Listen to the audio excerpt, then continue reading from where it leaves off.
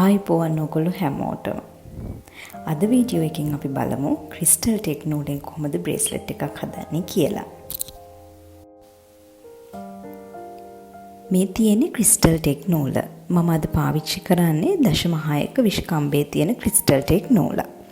වෙළඳ පොලේ අපිට අවශ්‍ය ප්‍රමාණයෙන් විෂ්කම්භයේ තියෙන ක්‍රිස්ටල් ටෙක් නූල් ඕගොල්ලන්ට අරගන්න පුළුවන්. මීට කලින් වීඩියෝස් වලින් මම ඔයගලන්ට කියලා දීලා තියෙනවා ඉලාස්ටික් වලින් කොහොමද බ්‍රේස්ලට් හදන්නේ කියලා, ඒ වගේම වයර් ලූප්ස් පාවිච්චි කරලා කොහොමද බ්‍රේස්ලට් හදාගන්නේ කියලා. ඉතින් අද අපි බලමු කොහොමද ක්‍රිස්ටල් ටෙක් නූල පාවිච්චි කරලා බ්‍රේස්ලට් හදාගන්නේ කියලා. මම මේකට මංගාව තියෙන මෙන්න මේ බීඩ්ස් වර්ග 3 තමයි පාවිච්චි කරන්නේ. කතුරකුත් මේ වැඩේට අපිට ඕන කරනවා. ඒ වගේම ලයිට් එකකුත් ඕන වෙනවා.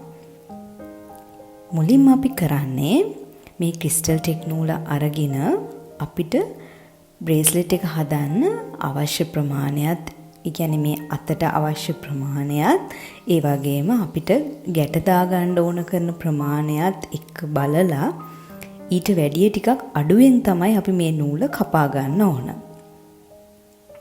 මොකද අපි මේ නූල ටික ටික ඇදලා මේ නූල මෙන්න මේ විදිහට දෙපැත්තටම ඇදලා තමයි මේ බ්‍රේස්ලට් එක හදන්න පාවිච්චි කරන්නේ.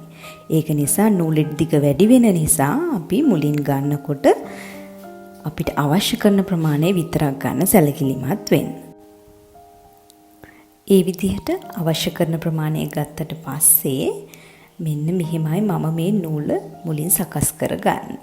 මෙන්න මේ විදිහට එක පැත්තකට මේ විදිහට ටිකින් ටික මේ ක්‍රිස්ටල් ටෙක් නූල ඇදලා ඒකේ තියෙන ප්‍රත්‍යස්ථතාවය අපි චුට්ටක් වැඩි කර ගන්නවා.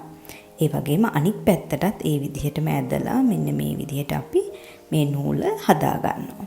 මොකද අපි මේකෙදි ගැට යොදනකොට අපි මේ විදිහට ඇදලා පාවිච්චි කරේ නැත්නම් මේ නූලේ කොටස් කැඩිලා යන්න පුළුවන්. ඉන් පස්සේ අපිට අවශ්‍ය විදිහට පබළු අමුණ ගන්න පුළුවන්. ඉලාස්ටික් නූල පාවිච්චි කරලා වගේම වයර් ලූප්ස් පාවිච්චි කරලා බ්‍රේස්ලට් හදාගන්න විදිහ ගැන මම මීට කලින් කරලා තියෙන ටියුටෝරියල්ස් වල ලින්ක්ස් මම මේ ඩිස්ක්‍රිප්ෂන් එකේ එකතු කරලා තියෙනවා. ඉතින් ඕගොල්ලන්ට පුළුවන් ඒ වීඩියෝස් උත් බලලා එක එක විදිහට බ්‍රේස්ලට් හදලා try කරලා බලන්න ඕගොල්ලන්ට පහසුම ක්‍රමේ කොහොමද කියලා. බ්‍රේස්ලට් වර්ග වගේම බීඩ්ස් පාවිච්චි කරලා හදන්න පුළුවන් නොයෙකුත් ජුවලරීස් ගැන ප්ලේලිස්ට් එකක්ම මම මගේ channel එකට එකතු කරලා තියෙනවා. ඉතින් ඔයා ජුවලරි හදන්න ආස කෙනෙක් නම් මගේ channel එකට එකතු වෙලා ඒ ප්ලේලිස්ට් එකත් බලන්න. ඒ වගේම ඔයා තාමත් මගේ channel එක subscribe කරලා නැත්නම් channel එකත් subscribe කරන්න. ඒ වගේම bell icon එකත් click කරලා තියාගන්න. එතකොට මම වීඩියෝ එකක් දාපු ගමන්ම ඔයාට notification එකක් ගෙන්න ගන්න පුළුවන්. මෙන්න මේ විදිහට මම දම් පාටයි සුදු පාටයි බීඩ්ස් එකින් එක මේ විදිහට අමුණ ගන්නවා.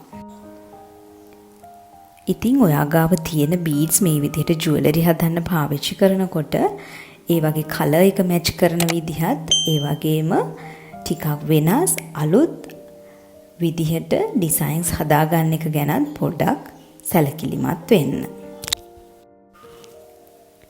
ඊට පස්සේ මම මේ සුදු පාට පබළුව මෙන්න මේ විදිහට එකතු කර ගන්නවා.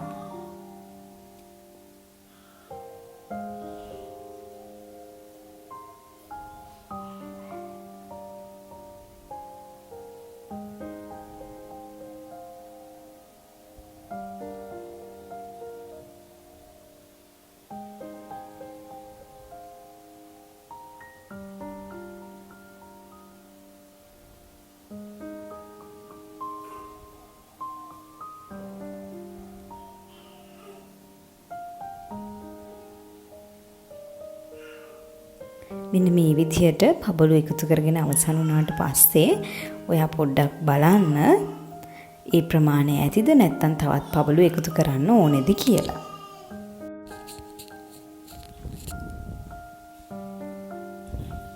මම මේකට තව පබළුවක් එකතු කර ගන්නවා. එතකොට තව ටිකක් දිග වැඩි වෙන නිසා.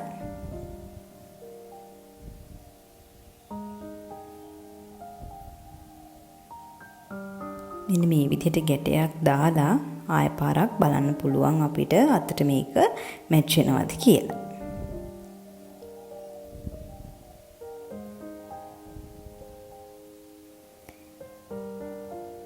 මේ විදිහට ගැටයක් දාලා හොඳට ඇදලා ඒක උඩින් නැවත වතාවක් මෙන්න මේ විදිහට ගැට කිහිපයක් දාගන්න ඕන.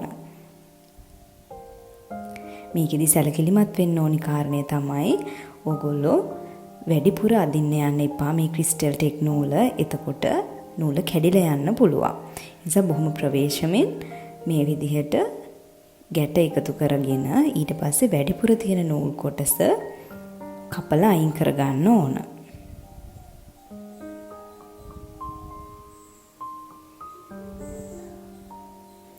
මේ විදිහට කපලා අයින් කරනකොට නූල් කොටසක් ඉතුරු වෙන විදිහට තමයි කපලා අයින් කරන්න ඕන. මොකද නැත්තම් නූල ඇදිලා යන්න තියෙන ඉඩකඩ වැඩි.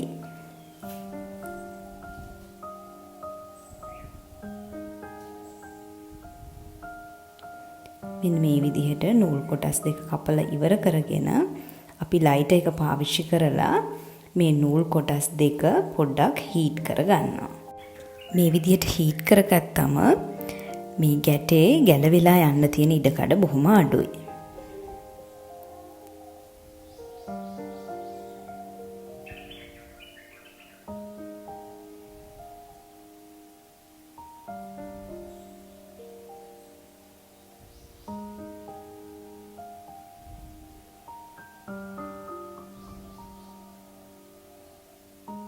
ඊට පස්සේ පුංචි වෙලාවක් මේක තියලා අපිට මෙන්න මේ විදිහට ඒ කොටස් දෙක පබළුවක් ඇතුළට දාලා අපිට ඒක වහගන්න පුළුවන්. එතකොට එළියට මේ නූල් කොටස් පේන්නේ නැහැ.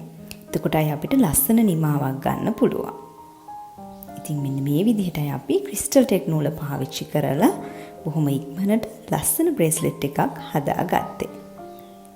ඉතින් ඔයාට එදිනෙදා ගමනට ඒ වගේම ඔයා පුංචි බිස්නස් එකක් කරනවා නම් ඒ බිස්නස් එකට මේ වගේ ක්‍රිස්ටල් ටෙක් නූල පාවිච්චි කරලා ලස්සන බ්‍රේස්ලට් හදාගන්න පුළුවන්. වීඩියෝ එක දිගටම බැලුවට බොහොම ස්තුතියි. ඉතින් නැවත වතාවක් අපි මේ වගේ පබළු පාවිච්චි කරලා හදන ජුවලරි එකක වීඩියෝ එකකින් හම්බ වෙමු. බොහොම ස්තුතියි.